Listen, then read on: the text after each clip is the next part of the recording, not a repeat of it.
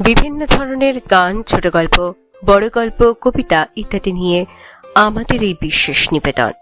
আজ আমাদের উপস্থাপনার বিষয় হল ভালোবাসা। এমনই এক বর্ষা দিনে রায় আর আনন্দের দেখা হয়েছিল কলেজ স্ট্রিটে। দুজনে বই কিনতে গিয়ে একটি বই কিছুতেই খুঁজে পাচ্ছিল না। কফি হাউসের কাছে একটি ছোট্ট দোকানে সেই বইটি পায় তারা, কিন্তু তাও এক কপি। বড় সমস্যায় পড়ে তারা, কিন্তু কিছু করার নেই, বইটা সত্যিই দরকার দুজনেরই। এইসব ভাবতে ভাবতে আচমকা বৃষ্টি নামে। মাথা এবং বই বাঁচাতে তাড়াতাড়ি তারা কফি হাউসে আশ্রয় নেয়। সেখানে বৃষ্টির কারণে ততক্ষণে ভিড় জমে গেছে, সব টেবিলে ভর্তি। কেবল দুজনের একটা ছোট টেবিল ফাঁকা ছিল, সেখানেই বসে পড়ে তারা। দুটি কফির অর্ডার দিয়ে নিজেদের মধ্যে একটু কথা শুরু করে। আনন্দ প্রথম জিজ্ঞেস করে, তা কি করেন আপনি? রাই জানায় সে একটি বেসরকারি স্কুলের শিক্ষিকা। আনন্দ জানায় সে একটি প্রাইভেট কোম্পানির কর্মচারী।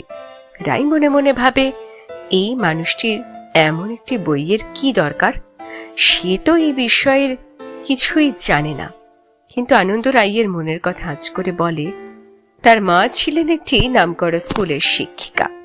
তার মাই তাকে বিভিন্ন ধরনের বই পড়তে শিখিয়েছেন, তাই এই বইটির নাম সে তার মায়ের কাছ থেকেই জেনেছে।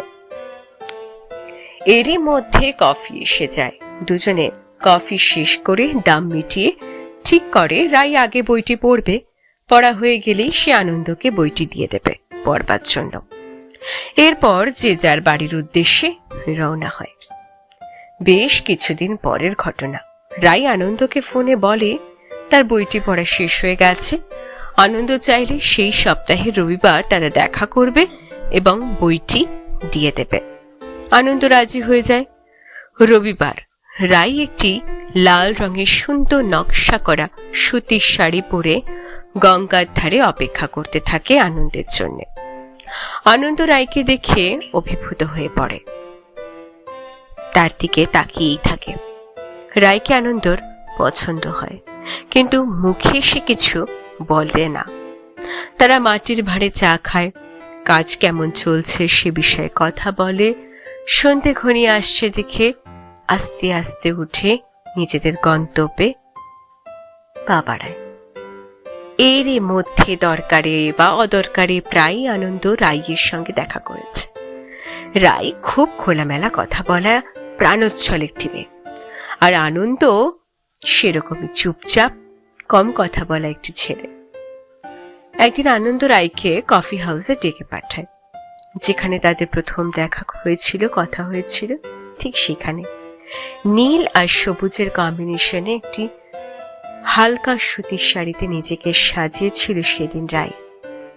আনন্দ রং বেরঙের ফুল নিয়ে হাজির হয়েছিল কফি হাউসে।